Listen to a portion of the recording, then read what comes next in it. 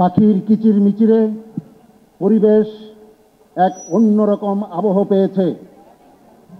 এমনই এক সময়ে দেখা গেল সীমান্তের কাঁটাতারে ঝুলছে একটি শিশুর মৃতদেহ। শিশুটির নাম ফেলানি।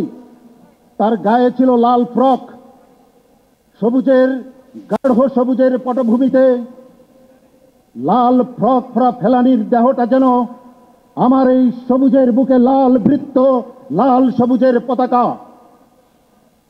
সেদিন আমার প্রিয় মাতৃভূমিকে হত্যা করে আগ্রাসী ভারত কাঁটাতারে ঝুলিয়ে দিয়েছিল।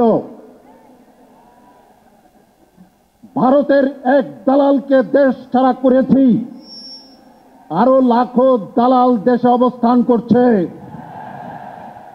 মিডিয়ায় বসে ভারতের দালালি করবে, সচিবালয়ে বসে ভারতের দালালি করবে, রাজনৈতিক দলের শীর্ষ নেতৃত্বে বসে ভারতের দালালি করবে।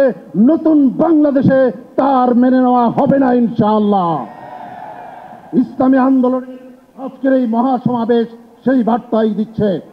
সংগ্রামী প্রিয় বন্ধুগণ, আজকের এই মহাসমাবেশের উপস্থাপনায় রয়েছি আমি শাহ ইফতেখার তারিক, কেন্দ্রীয় সাংগঠনিক সম্পাদক, ভারপ্রাপ্ত ইসলামী আন্দোলন বাংলাদেশ।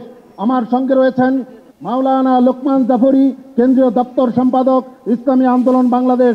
সেই সঙ্গে রয়েছেন সহপ্রচার সম্পাদক, কেন্দ্রীয় সহপ্রচার সম্পাদক মোহাম্মদ শরীয়তুল্লাহ।